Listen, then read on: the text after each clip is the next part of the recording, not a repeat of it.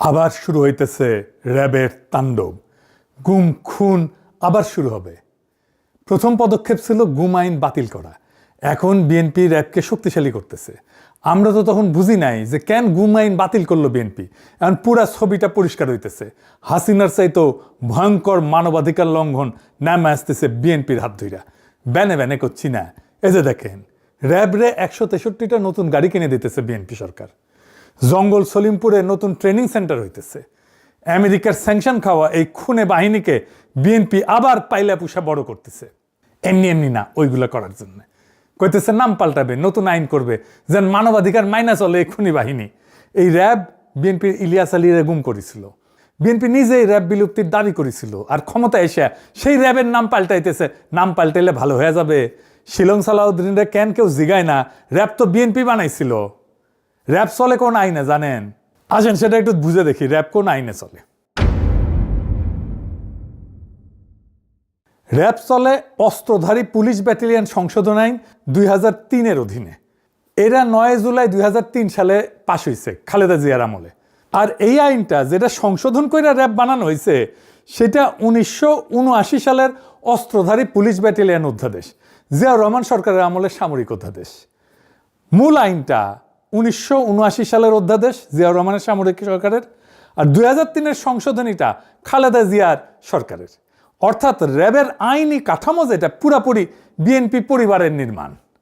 RAB যে দুইটা আইনি কাঠামোর উপরে দাঁড়ায় আছে, দুইটাই বিএনপির তৈরি। আর এখন কইতেছে আইন পাল্টাবে। তো আগে যখন র্যাব বানানো হয়েছিল তখন এই আইনের কথা ভাবেন নাই কেন? বালশুন, র্যাব যে আইনে খুনি দানে হইয়া উঠছে সে আইন তো আপনারই বানানো, এটা দায় কার? এত মানুষ গুম হইলো, ক্রসফায়ারে মারা গেল, এখন মানবাধিকার মাইনা যেন চলে সেই জন্য আইন বানাবেন? র্যাব তো আইন মাইনেই খুন করছে। যে আইন বানাবেন সেই আইন মাইনে খুন অব্যাহত রাখবে। যে মানুষগুলো মারা গেল, নিখোঁজ হইল, তাদের জীবন কি মূল্যহীন? তো র্যাব কিভাবে তৈরি হয়েছিল সেটা আপনারা জানেন? আপনাদের বলি, হয়তো অনেকেরই জানেন না, ইয়াংরা হয়তো অনেকেই জানে না। আসেন সেটা একটু বলি। 2002 সালে খালেদা জিয়া ক্ষমতা এসেছিল সন্ত্রাস নিয়ন্ত্রণ করার প্রতিশ্রুতি দিয়ে। উল্টা আইন শৃঙ্খলা পরিস্থিতি একেবারে যাচ্ছাতেই হয়ে গেছিল। ঢাকা শহরে কয়েকজন কমিশনার খুন হইল প্রকাশ্য দিবালোকে।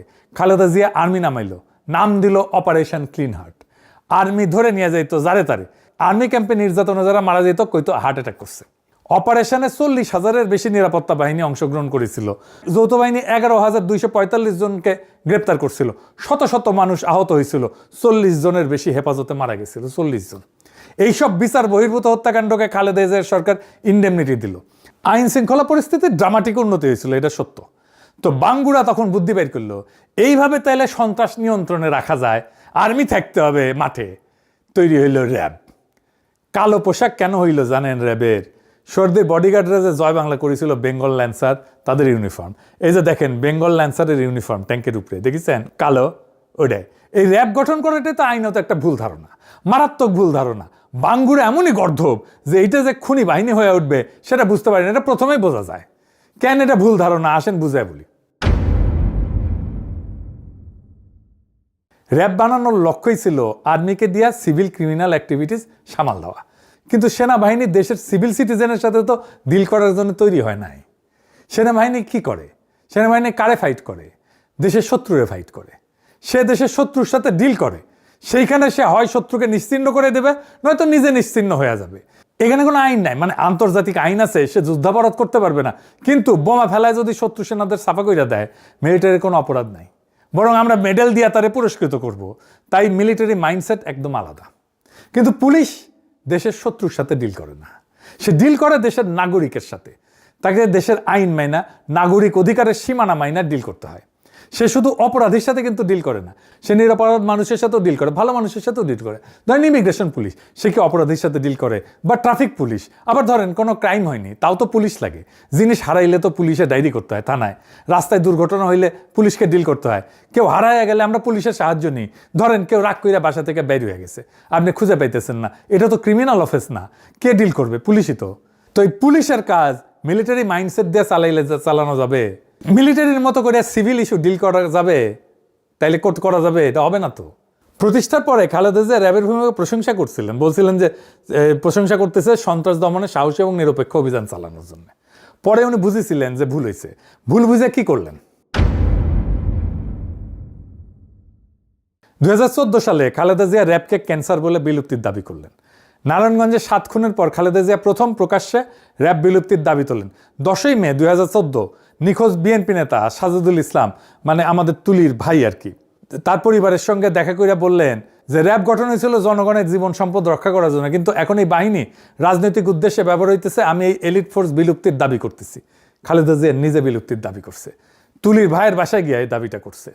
13ই মে 2014 সিদ্ধিরগঞ্জে 7 খুন হয়েছিল না, এই 7 খুনের পরিবারগুলো সান্ত্বনা দিতে যেয়ে বলেন এই বাহিনীর আর কোনো প্রয়োজন নাই, কারণ তারা জনগণের বিরুদ্ধে দাঁড়িয়েছে। 2014 সালেই মুন্সিগঞ্জের এক সমাবেশে খালেদা জিয়া র্যাবকে ক্যান্সার আখ্যা দিয়ে বলেন সংস্কারে কাজ হবে না, বিলুপ্তি করতে হবে। র্যাবকে রক্ষী বাহিনীর সাথে তুলনাও করেছিলেন। 28শে মে 2014 লন্ডনে জিয়াউর রহমানের 33তম মৃত্যুবার্ষিকীর অনুষ্ঠান হতেছে। তারেক রহমান র্যাব বিলুপ্তির দাবিতে গণস্বাক্ষর কর্মসূচি উদ্বোধন করে কইলেন র্যাব অবিলম্বে বিলুপ্ত করা সময়ের দাবি।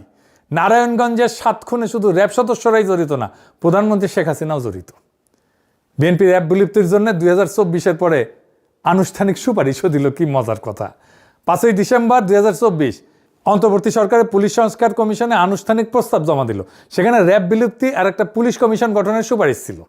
10ই ডিসেম্বর গুলশান কার্যালয়ে সংবাদ সম্মেলন করল বিএনপির স্থায়ী কমিটির সদস্য আর এখনকার স্পিকার মেজর হাফিজ। ওইখানে আনুষ্ঠানিকভাবে দাবিটা ঘোষণা করলেন। উনি বললেন মেডিকেল সায়েন্সে এটা বলা আছে যখন গ্যাংগ্রিন পুরোপুরি ছড়ায় যায় তখন কাইটে ফেলা ছাড়া উপায় থাকে না। র্যাব আন্তর্জাতিকভাবে নিন্দিত হইয়া দেশের ভেতরে দানবে পরিণত হয়েছে। বেশিরভাগ গুম, খুন আর বিচার বহির্ভূত হত্যাকাণ্ড র্যাবই করেছে। তাই আমরা এর বিলুপ্তির সুপারিশ করিতেছি। ভিডিও আছে, দেখেন, এডিটর সাহেব দেখান। যত ধরনের খুন যখন এবং যত এক্সট্রা জুডিশিয়াল কিলিং সব কিছু অধিকাংশই এই র্যাবের মাধ্যমে হয়েছে। সেজন্য আমরা এটিকে বিলুপ্ত করার জন্য সুপারিশ করেছি। দেখেছেন, এইভাবে বলার পরে ইউনূস সরকারের তো উচিত ছিল পরের দিন র্যাব বিলুপ্ত করে অধ্যাদেশ জারি করে নাই। কেমন বেকুব দেখেন, রেখে দিছে। হ্যাঁ, এত বেকুবের বেকুব এই ইউনূস সরকার ছিল। এখন এই 22তম প্রতিষ্ঠাবার্ষিকী হইল এই কয়েকদিন আগে, ওইখানে শিলং সালাউদ্দিন গেছে। ওইখানে বলে যে র্যাবের জবাবদিহিতা, স্বচ্ছতা আর মানবাধিকার সুরক্ষা নিশ্চিত করতে নতুন আইন প্রণয়নের উদ্যোগ নিছে সরকার। সরকার বিবেচনা করতেছে এই বাহিনী বর্তমান নামে চলবে নাকি নতুন এলিট ফোর্স গঠন করা হবে। নতুন নাম হয়েছে কিন্তু। আরো বলছে যে কিছু কর্মকর্তার কর্মকাণ্ডে বাহিনীর ভাবমূর্তি ক্ষুণ্ণ হয়েছে। ফ্যাসিবাদী শাসন আমলে কোনো প্রতিষ্ঠানই অক্ষত থাকে নাই, পুলিশ, সেনাবাহিনী, র্যাব, বিজিবি সবাই। কিন্তু কয়েকজন কর্মকর্তার কাজের জন্য পুরো প্রতিষ্ঠানকে তো দায়ী করা যায় না। না না না, তা তো বটেই, তা তো বটেই। এই যুক্তি তো আওয়ামী লীগও দেয়। যারা গ্যাংগ্রিন বলবে এরা নিজেরা, তার 2 দিন পরে বলবে কয়েকজন কর্মকর্তার কাজের জন্য পুরো প্রতিষ্ঠানকে দায়ী করা যায় না। খালেদা জিয়া বলবেন সংস্কার করে লাভ নাই, বিলুপ্ত করতে হবে। আর এরা বলবে নাম বদলাবে, আইন ঠিক থাকবে, বাহিনী থাকবে। যেই তারেক রহমান লন্ডনে নির্বাসনে থেকে র্যাব বিলুপ্তির জন্য গণস্বাক্ষর কর্মসূচি শুরু করছিলেন, সে বাংলার লুথার কিং যখন হইল তখন র্যাবের গাড়ি কিনে দেয় 163টা, নতুন ট্রেনিং সেন্টারের ব্যবস্থা করে। নাম হবে SIF, স্পেশাল ইন্টারভেনশন ফোর্স। ওরে বাবা, ইংরেজি যেহেতু কইছে ঠিকই কইছে না। আপনারা নিজেরা যা দাবি করেছিলেন অন্য সরকারের কাছে, এখন নিজেরাই করেন সেটা। নিজের দাবি নিজেই মানেন, আমাদের দাবি মানা লাগবে না। আপনারা নিজেরা যে দাবি তুলেছিলেন সেই দাবিটাই পূরণ করেন না কেন? নতুন বোতলে আগের মদ খাইতে চাই না তো আমরা। এটার নাম করতে রাজনীতি না, এটার নাম বিশ্বাসঘাতকতা। সরাসরি নিরবিচ্ছিন্ন লজ্জাহীন বিশ্বাসঘাতকতা। এই জন্য আজকের তরুণ সমাজ পলিটিশিয়ানদের পছন্দ করে না। এদের কোনো কথার দাম নাই, 1 ফুটা পয়সা দাম নাই। তারেক রহমান নিজের প্রতি কমিটমেন্ট তো রাখেনি, নিজের মায়ের একটা অঙ্গীকারও রাখে না। তারেক রহমান খালেদা জিয়ার জানাজায় গিয়ে সবাইরে বলছে আম্মার যদি কোনো পাওনা থাকে সেটা আমি শোধ করব। তাহলে শোধ করেন। খালেদা জিয়া যা যা বলছেন, জাতির কাছে যা যা প্রতিশ্রুতি দিয়েছেন সব রাখেন, পরিশোধ করেন। মায়ের প্রতিশ্রুতি পরিশোধ করেন। রাজনীতিবিদ হিসেবে তো ব্যর্থ হয়েছেন, সন্তান হিসেবে ব্যর্থ হইয়েন না। যে বাহিনী আপনাদের বাইরেই ঘুম করছিল সেই বাহিনীকে আপনারা পাইলা পুষা বড় করতেছেন। এর দাম দিতে হবে। আজ না হোক কাল, কাল না হোক পরশু, দাম দিতেই হবে। ইতিহাস কাউকে মাপ করে না, বিশ্বাসঘাতকতাকে কোনোদিনই করে না। আপনারা যা বলছিলেন সেটা করেন, আর যদি সেটা না করেন তাহলে বাংলাদেশের মানুষ আপনাদেরকে ইতিহাসের সেই আস্তে করে ছুঁড়ে মারবে যেই আস্তে করে হাসিনাকে তারা ছুঁড়ে মারছে। ইনকিলাব জিন্দাবাদ।